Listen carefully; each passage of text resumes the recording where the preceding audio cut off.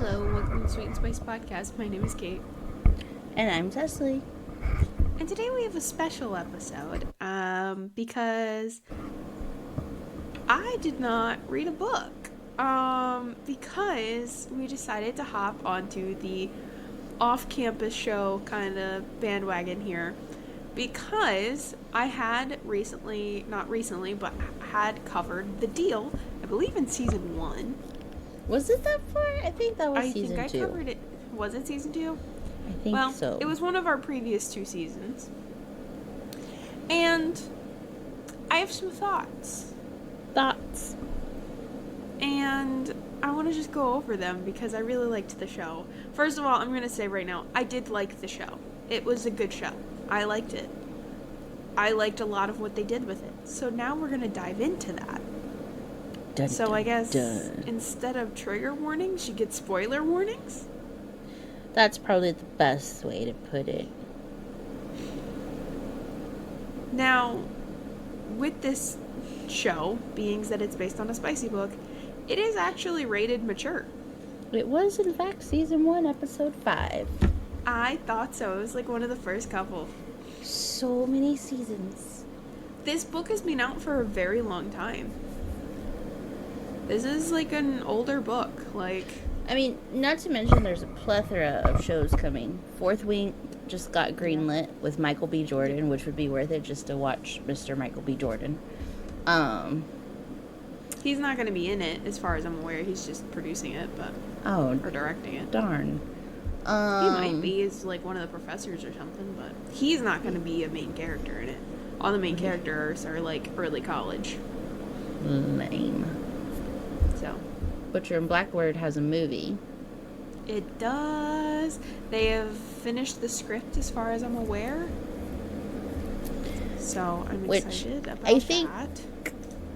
I mean, I guess there's always been shows that have smut, but I think when they started gearing them towards women, like with Bridgerton, yes, it kind of really has gone off from there, and everyone's like, oh, there's money to be made. Bridgerton, and then with the overwhelming support of Heated Rivalry when that came out. That's true. Forgot about that one. That was a big thing, too. It made them aware that they could get away with showing more. Faux show. So, let's get into this, guys. Shall we? Dun, dun, dun. So, season 1 of the off-campus show, it was The Deal. So it was the first book. It was the book that I covered, right? And there's 4 books in the main, in the main thing, there's 4 books. And then there's even more after that. I call it the main, 4. Because it's between Garrett Graham, John Logan, Dean De Laurentiis, and then it's John Tucker. So those are the main 4 hockey guys that you see and meet. John Tucker. His name is John Tucker, yes. John Tucker must die. Millennial throwback. I love that movie. So, fun fact. The book and this show is filled with early 90s, early 2000s, basically gimmicks and, call-outs. Some of the more notable ones, since we've already started talking about it, I'm going to tell you. I'm going to jump down here real quick.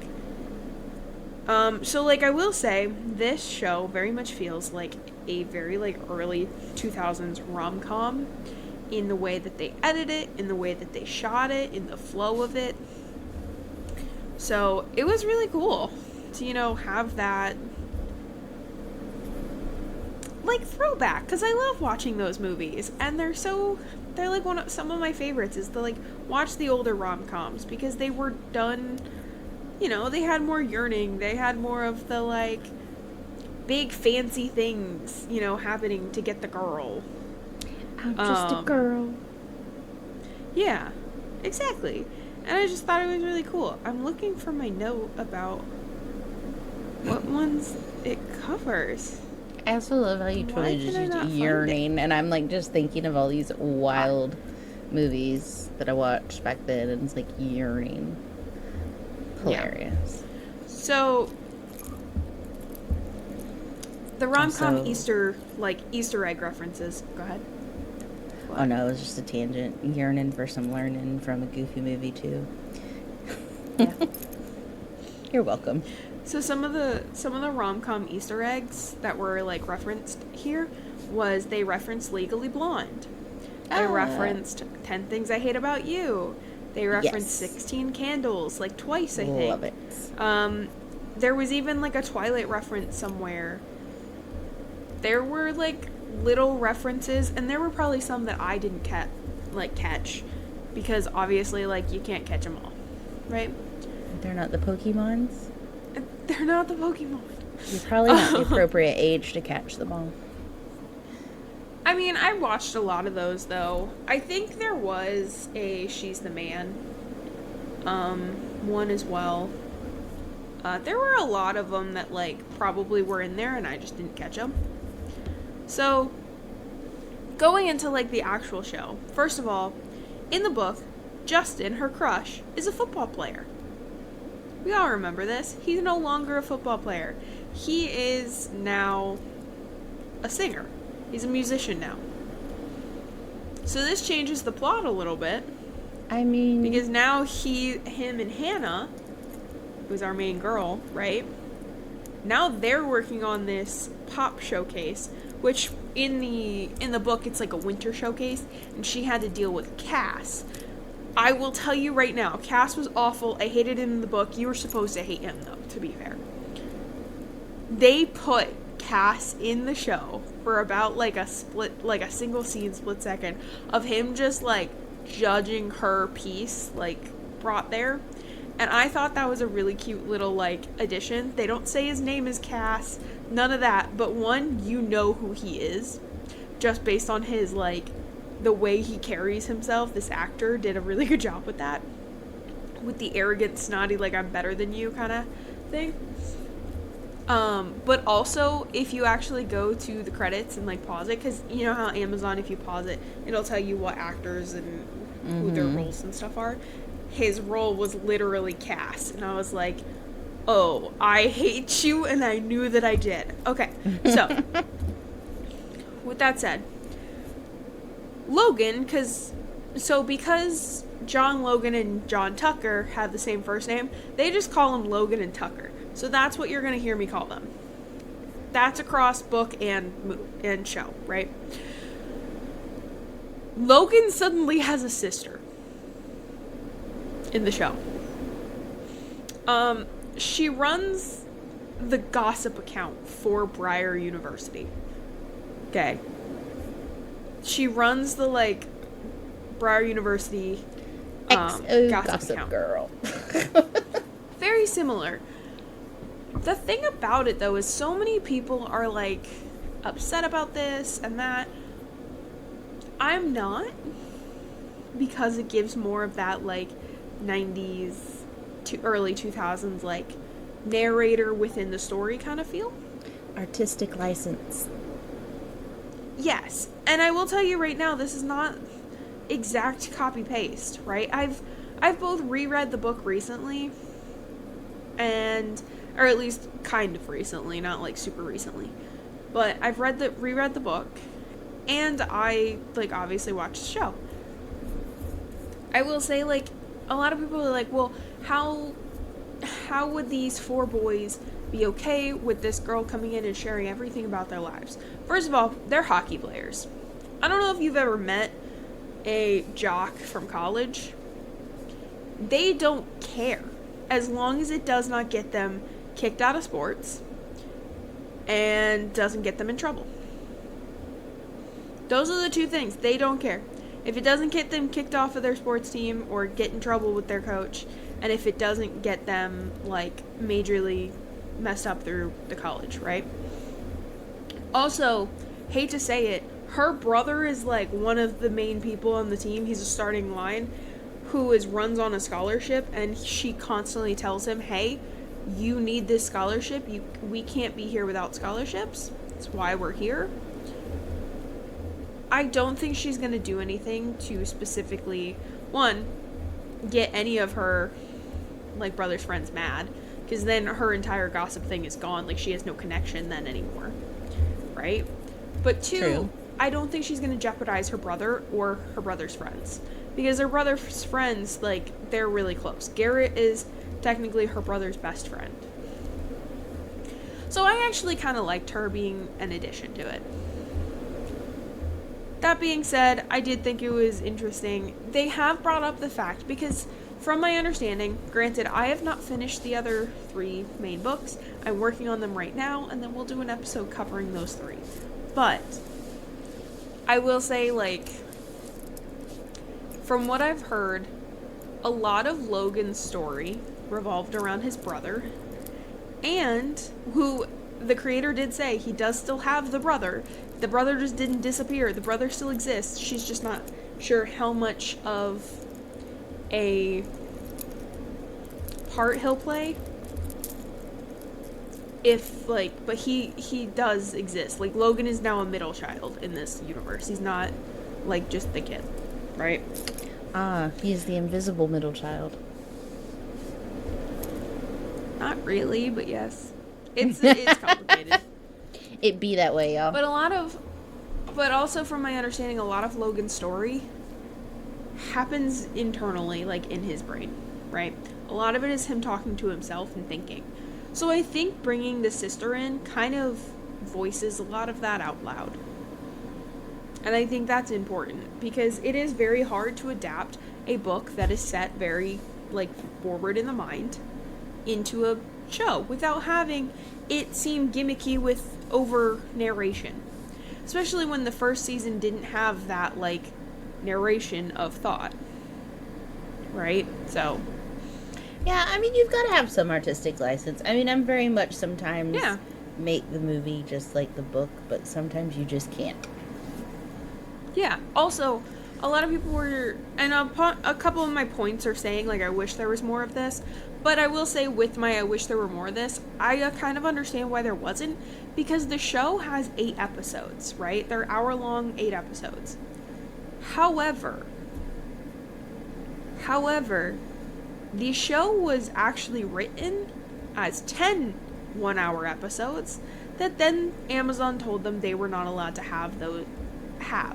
They were allowed to have 8 episodes. So she had to condense. That's 2 hours worth of scripts that had to get gotten rid of. That had to be condensed down. So I fully understand, like, why it had to get restructured, it had to get rewritten, all of that. So, I will say, Dean, perfectly casted. Perfectly casted, okay? I will also say I really liked the whole casting. Like, whoever did the casting for this, spot on. Good job. The only person that they changed was Tucker. And I know a lot of people are upset because in the books, Tucker is a redheaded guy from, like, Texas, right? In the book, in, like, the show now, Tucker is not white and he's not a redhead. He's a lighter-skinned black man, right? That's fine because, like, Tucker's nationality, his hair color, had nothing to do with his character, just who he was in the book. Which I think 100%, if it has no actual point to the story, pick the actor who's going to do the best. Cultural bearing, I think, is what you're looking for. Yes, I think so. Like, if it was culturally significant, that it's kind of like, what the heck? Yes. But if it was just, that's what they look like, I mean... He's just supposed to be a man from Texas that has a single mom. There's a lot of people in Texas. They look lots of different ways. Oh, exactly. So I really didn't care about that. I know a lot of people that were like the book snobs, because a lot of people who, I call them book snobs because it's like you knew going into this that this was not going to be a direct translation. It's kind of no movie. I think the only movie that got close enough to the book that was like almost direct picked from the book and thrown into a movie that I've ever seen was The Fault in Our Stars, and there was like 1 or 2 scenes that they had to cut. Other than that, like, the entire book was in there. Which I thought was very interesting. I never get my hopes up. But I actually did not No, like actually, the Harry no. Potter movies when they came out because the characters didn't match what I saw in my head. And everyone's like, I They love also the were Harry missing Potter characters. movies. They're amazing. And I was just like, but there's so many book things that are wrong. Hey, the author's really problematic. So I mean, that's anyway, also moving true on. now. So anyway, yeah. So the actors, I think, did a great job. Another thing that people dislike is the age gap of the actors themselves. Okay, between Hannah and Garrett. We'll say The girl who played Hannah, she was 18 when they filmed. The guy who plays Garrett was, I believe, 28 when they filmed. Here's the thing. They're doing a job. They're not dating in real life. They don't get to choose who their co-star is going to be. They are acting. At the end of the day, like, I've been on sets. I've done the thing. You don't get to choose that. Someone else chooses that for you. And you go in with your coworkers, you do your job, and you leave. And if you get along, great. See If you don't, not liking it in light of the current events of things, but at the same time, I definitely see that. Legally an adult, so at least we have that. But at the same time, there's also a barrier of this is their job. This is not their lives. They're not dating. They're not acting inappropriate outside of this. No, but I think they're genuinely just like... But part of it is the scrutiny of what's coming out now about so many actors where the lines were blurred and different things. And that's probably part of it. I know. But if the actors themselves are fine and have no issues, then, maybe it's not the best thing, but at least it wasn't problematic. He was if it was problematic, that's different. I think he was 27. But yeah. Like, it's still... They're not problematic as far as I know. I'm going to put that out there. As far as I know. They're not problematic. From our current knowledge as of yes. such and such date and time. They also both did talk very fondly about the fact of how safe the set was. Because I don't know if anybody knows this about sets. Maybe now, because it's a thing more common. It used to not be, but now it's more common on sets. If you have any kind of intimacy scene, anything where there's touching, there's dancing, anything that's a little bit more intimate, they have an intimacy coordinator. That's the thing. They have them there to make sure that nobody is going too far, that everybody's comfortable, and the showrunner, the director and everything on the show even said, we can change stuff. If that actor agrees to it and then decides, hey, I'm uncomfortable with this now. I thought I'd be okay. I'm not. Cool. They change it. Which I did really like about this director. Now, this is coming from them. I'm not 100% sure if how accurate it is.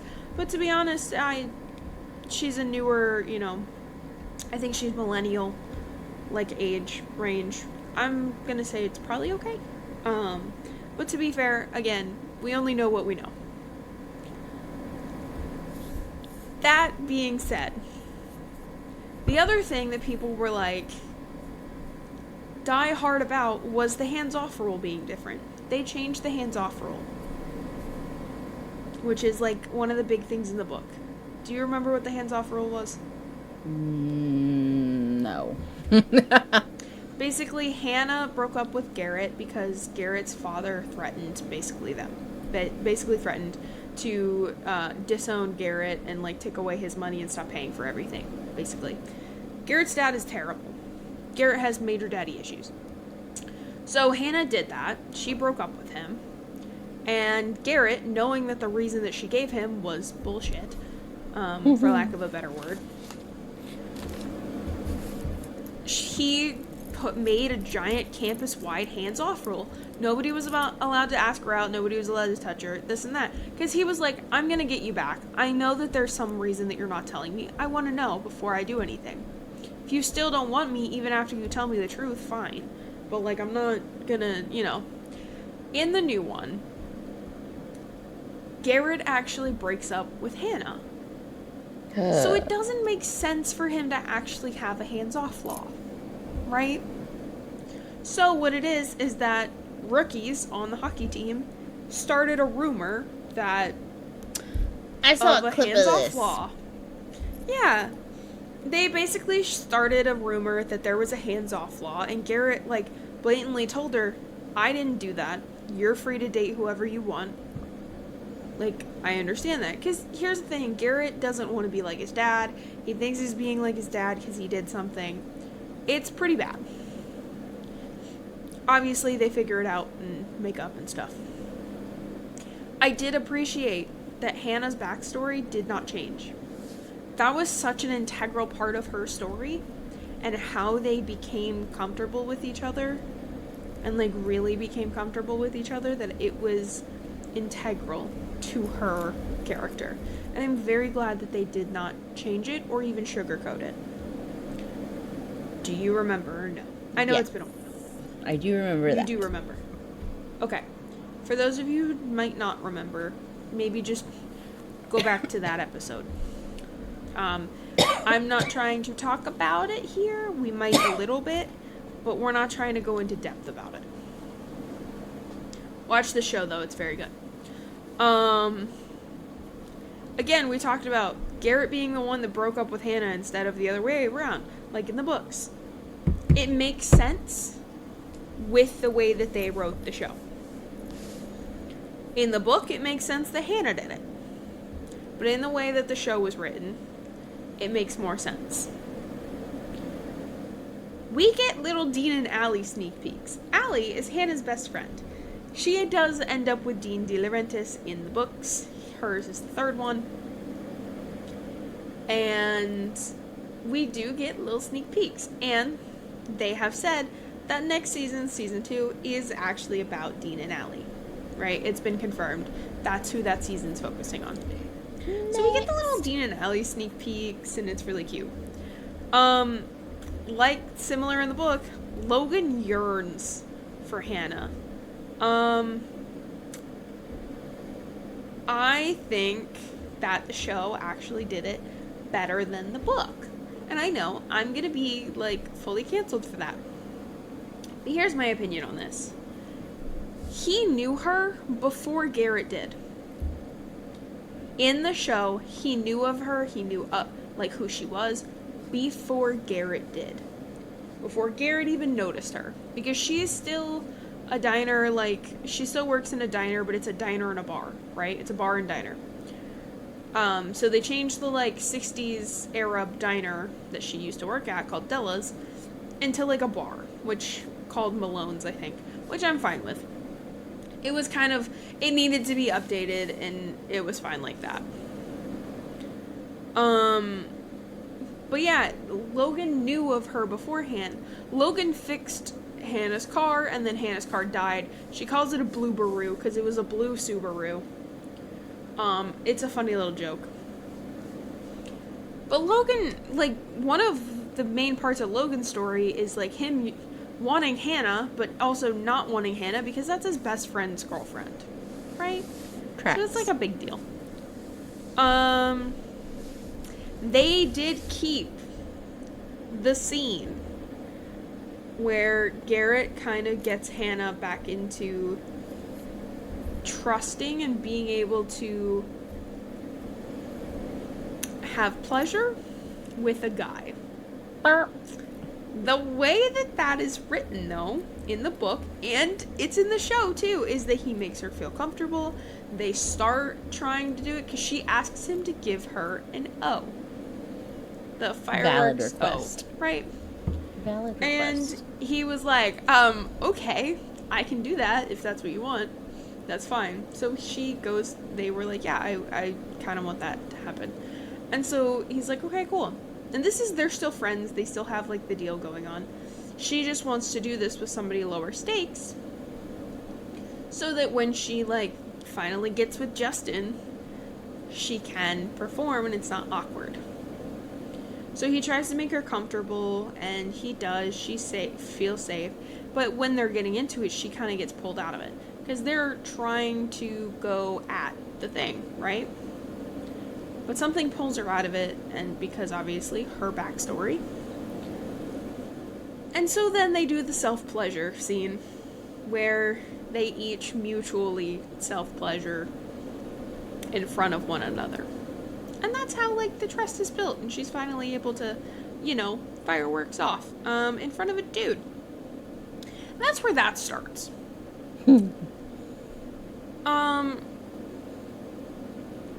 The other thing, when Hannah confesses to him in the show, she sings a song for him. And it's a song that he described as making him feel bold, because the sound sounds like, I like you, deal with it. Like, there's no apology in it. It's very clear to him that that's what that song is about. So she sings it to him to, like, confess her feelings for him. It's very cute. So then they start dating, and the show has a cute little dating spicy montage. One of the things I will say, I do wish we got more of them actually dating, and not just a montage. Like, the montages are always cute. But, like, I think adding to the montage with maybe, like, cute little dates, stuff like that, I think it would be nice. But also, I understand that it probably was a part of those other 2 episodes that got condensed down. Well, it do be like that. It does. They made Tucker younger, because in the books, they're all the same age. But they made Tucker younger because his book is last, and they needed him to not age out of college before they got to him. So Tucker's a little younger. I will say, the show made it seem like Garrett and Logan weren't actually that close. And Logan was kind of sneaky in the show, and I didn't really like him a little bit. Uh-oh. He kind of made me angry a little bit. The reason I say that is because he was like, some of the stuff he did, he also did in the books, to be fair, but most of it was not. Like, he went behind Garrett's back and talked to Garrett's dad. He purposefully went behind Dean's back also in the show and got another guy on the hockey team after Dean was like, absolutely not. I hate that dude. We have issues. So it was a lot. They changed Hannah's abuser, right? They changed him into a hockey player. So in the book, it's a friend of that guy, of Hannah's abuser, that, like, Garrett beats up, right? Because he says something to him. In the show, it's actually her abuser that Garrett, like, literally beats the absolute crap out of. And she watched the whole thing. And she, like, that was kind of what led to them breaking up, too, because he was like, I'm a danger, I couldn't even help it, I just saw red, this and that. Anyway, I also really adored, like, Hannah had a talk with her mom right before this moment, because she learned who Garrett was about to be up against. She didn't know that he was up against Garrett until, like, the night before. So she was having a little bit of a freak out. She didn't really want to see the guy again.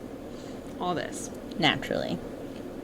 So Hannah actually called her mom when she was freaking out, and I don't remember this in the books, like, at all.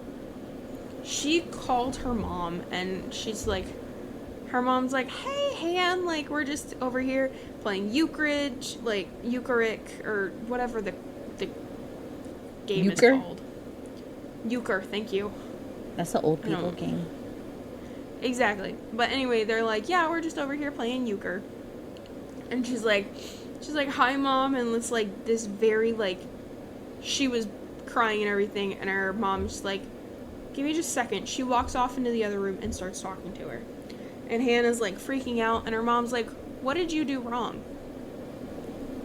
She's like, you were 15, you were at a party, and you had a drink. It is not your fault. Oh, what did you do wrong, not a what No, it was a beautiful, like, No, no, no. It was a beautiful, like... Never mind. It was a beautiful little moment of her mom reminding her that none of this was her fault. And every other... That she was just acting like a normal teenager. Correct. Okay. It really showed, like, how good of a relationship she has with her parents. And before this... while her and Garrett were still dating, right? Like, I mean, obviously they're dating through this part too, but before, like, she had the breakdown when they're just, like, cute dating, her mom points out that, like, she finally gets to meet Garrett, like, over FaceTime, and she says to him, like, oh, you know, like, Hannah's dad posted all about your game last night, and he wanted to tag you, but don't worry, I didn't let him.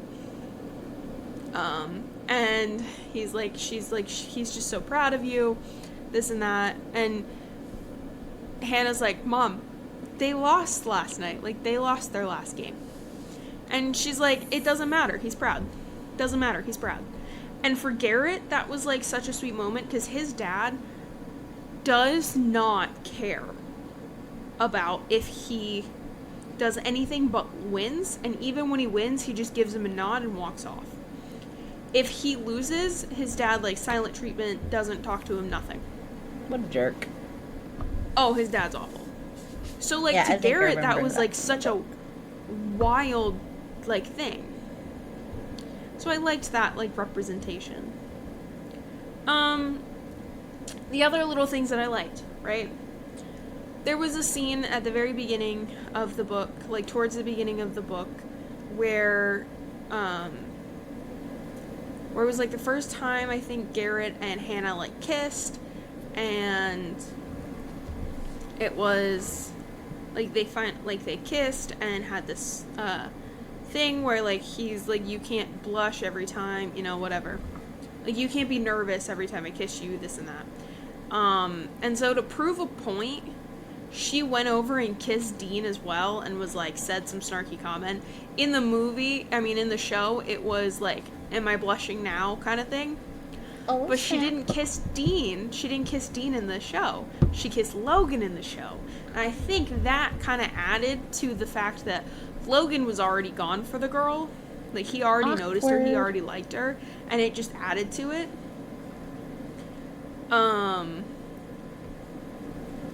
The closed can, like, Logan also mentioned in the show that closed cans are safer. They had a little conversation because Garrett's looking in the kitchen at their party, looking for something that wasn't, you know, like, with alcohol. No, that just wasn't alcohol. Because she told Garrett that she just doesn't drink at parties. That's the only thing that she ever told him, and Logan picked up on it and he handed it to him, and he goes, try this. Closed cans are usually safer. And she took the can fine. She opened it by herself. She drank it. It was just like some beer. And she drank it because it was closed. Fair. Later on, Dean and Garrett have a conversation about how, when you're in a situation, because Dean's assuming that Hannah's a virgin, because, like, Garrett's like, how do you make, like, a girl feel comfortable? It's really important to her. Like, how do I make it comfortable so that she, you know, is comfortable and stuff? And Dean's like, well, if it's her first time, she might not, you know, come. And he's like, not an option. She has to come. And Dean's just like, respect. Anyway, you can use your, he said the best, like, tool at any guy's disposal is trust. You gotta make her trust you. You gotta make her feel safe. And it's just like this sweet little, oh my god, y'all were definitely written by a woman. Nice. Obviously. Men written by women. No. Maybe we all find really one. Cool. And then, like I mentioned, the Easter eggs. I really did like the Easter eggs. And, like, the feel of the 2000 rom-com. Right? So, I will say, 100%, I recommend it. It's really good. There obviously might be some talking points that I missed. I'm trying not to spoil the whole thing or tell too much about it, because I do think everybody should watch it. Even if you haven't read the book, watch the show. It is objectively a very good show. I will warn you, it is rated mature for a reason, guys. Woo-woo. Including full frontal nudity. Oh, snap. There is a zoom of genitalia, okay? There is a zoomed in thing of genitalia. It is 3 different sets of genitalia that gets zoomed in on within the same, like, frame. Not frame, but, like, within the same couple seconds of a scene. So, warning. There is very accurately simulated sex scenes, I would say. Obviously, very like... accurately. I would still say, like, it's TV, still like an Amazon TV show, but it's But a lot are we more than I talking thought about, it like, was. when the Duke had dinner on the stairs with Daphne? That's tame.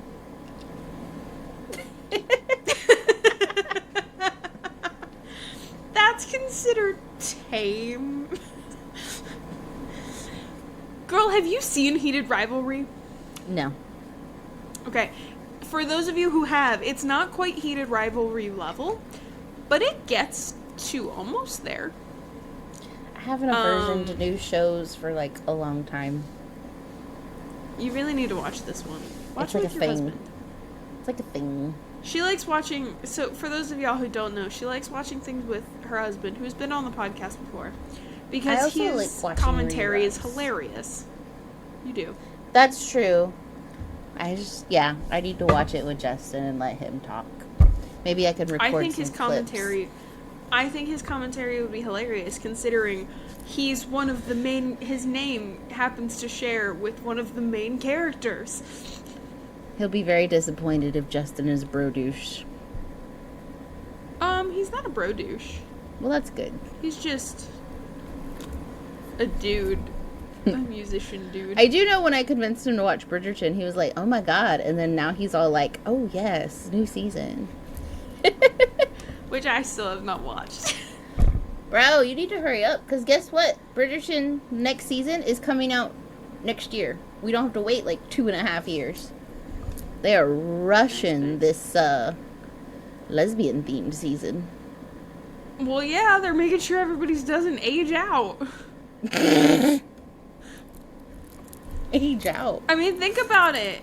Gregory and Hyacinth, how fast did the actor and actress grow? They do look, I mean, they still look like children, but I also am the person that everybody looks like a child to me most of the time.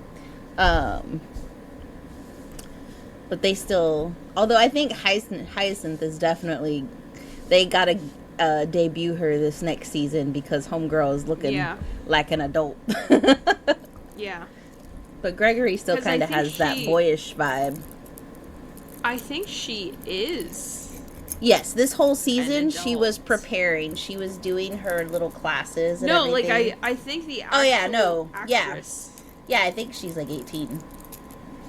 That's Florence Hunt. She's 19. Yeah, she's practically a spinster already. Do you want to guess what year she was born? No, because it would depress me. It depresses me.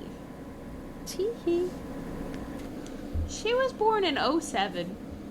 Yeah, that's absolutely She's disgusting. 19. Shut your mouth. Now I'm curious about the guy who plays Gregory. Gregory still looks like a cute little chubby faced boy, a little bit, but taller. Like that awkward middle school age. At least that's what they made him look like to me this season. He's also 19. Yeah, does not look 19 in the episodes. But they both were at her little practice ball with all the other little younger siblings, and it was adorable. So you can totally see where they're like already planting new characters and things. You know what's hilarious? In the book series, Gregory has the most children. Hilarious. But it's giving like the vibes of when like the older siblings have already graduated and their younger sibling is going through school. That's the vibe. It is there is definitely a running joke of like get off her for Gregory, just because of like he ends up naming his children after all of his siblings, and then he has a couple more. Good God. Yeah. I mean, I like how they were the alphabetically named children. I think that was cute. Because I think it's funny, but I believe, Daphne does that too. She names Yes, Daphne too. continues the tradition. Yeah. Gregory does not, but what's really funny is Gregory names one of his children after Kate first. Ha! And then Anthony gets named, and then another kid gets named after Anthony, like 5 or 6 kids later.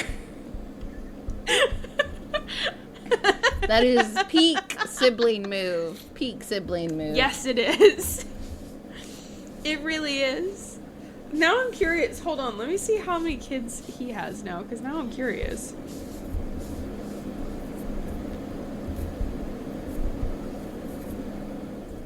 They also said they're bringing in a new bachelor since, all the Bridgerton rakes have settled down into happy little husbands. Lord Anderson's son is going to be on there, which is Lady Danbury's brother. And so that's her nephew. So his first kid was born. He named her Catherine, after Kate. His second kid's name was Richard. His third kid's name was Hermione. They didn't have a Richard or a Hermione. No. His fourth kid was named Daphne. His fifth kid was named Anthony. I mean, let's just say, first of all, the very firstborn was named after the in-law and not the actual sibling. That's hilarious. That is exactly what happened, and it's funny. That is hilarious. So then it went Anthony, Benedict, Colin, Eloise, and Francesca. So I believe Hermione is supposed to be Hyacinth. Like, it's supposed to be similar. Or he just never named a kid after Hyacinth.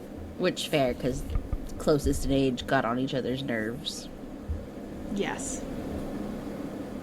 I believe, let me look at this. Oh, this isn't loading. Is it this one that I was looking at? It is the one that I was looking at. I'm curious how this whole direction is going to go this season with the whole Francesca and Lady Lovin. Yeah. It will be interesting. Which, this past season, you really need to watch it, because Mama Bridgerton was all up in the drama. I heard. All up in the drama. She became Justin's new favorite character after Queen Charlotte. That's funny. Oh, yeah, so Daphne and Simon had August, Belinda, Caroline, David, and then Edward. So she kept with it. Colin and Penelope ended up having 4 kids. So did Sophie and Benedict, and so did Kate and Anthony. Anthony named one of his children Edmund. Of course. After his dad. Naturally. Poor man and his daddy issues. So, I don't know if you know this. Do you know anything about Eloise? These are Bridgerton spoilers for anybody who hasn't figured that out. I know she marries Sir Philip somehow. Philip Crane, yes. Yeah. Who was married to, what's her face? Marina. Who was in love with his brother George and had the kid and all that jazz. But then they have more kids. Twins. She had twins. So they had twins. So Philip and Marina raised twins. They weren't Philip's by blood. They were his niece and nephew. But they had Oliver and Amanda. And then Eloise and Philip had 3 kids of their own. Dang. Francesca and... they've changed this to Michaela on here. They have 2 kids. Eventually. How? I don't know if they're gonna do that, because I know in the books it was Michael, so they had 2 kids. I don't know if they're still gonna have her. Yeah, because that's sure what I'm trying to figure out or something. Oh my gosh, all the feels with this past season. Like, I was like Yeah. sobbing. I was crying. It was a mess, which, I mean, I'm also the type of person who holds all my emotions in until they're triggered, and usually a show will do that. So, Justin's like, "Are you okay?" And I'm just over there like, "I'm fine." It's fine. But yeah, Gregory had, let's see,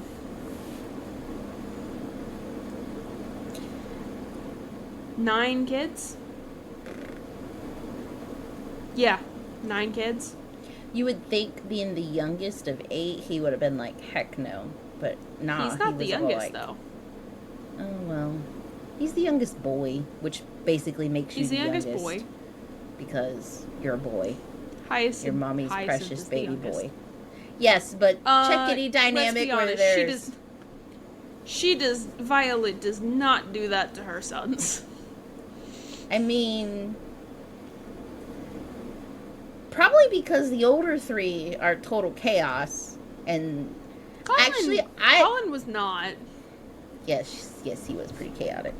I loved how Mama Bridgerton, like, got after Benedict in this one, though. It was hilarious. Yeah. But then they also had really sweet moments. And she's like, "You're just like me." And I'm like, "Oh, precious." By the way, Hyacinth had 2 kids. There it is. Hyacinth had 2. My great-grandfather had 2 brothers and a sister. And all 3 of the brothers had, like, 7, 6, and freaking 15 kids. And the sister had 2. Like, She said, I ain't doing that. She said, y'all ain't pushing these things out. I ain't doing it. Exactly. My one great aunt, though, God bless her, like 15. Ain't no way. Yeah. I don't even want thanks. one. Probably shouldn't put that on recording in today's environments. Oh well. I can take it out if you want. There's so much out there, I will get hauled away anyway. What's one more item to the list? Same. Anyway, thank you for listening to our specialty episode. Highly recommend watching the show. It's really good. I want Cecily to watch it so bad, so I have someone to talk to about it. But she won't do it. I mean, I might. It's a long weekend. I have a root canal on Tuesday. It's like a 4-day weekend. Yep. Yay me.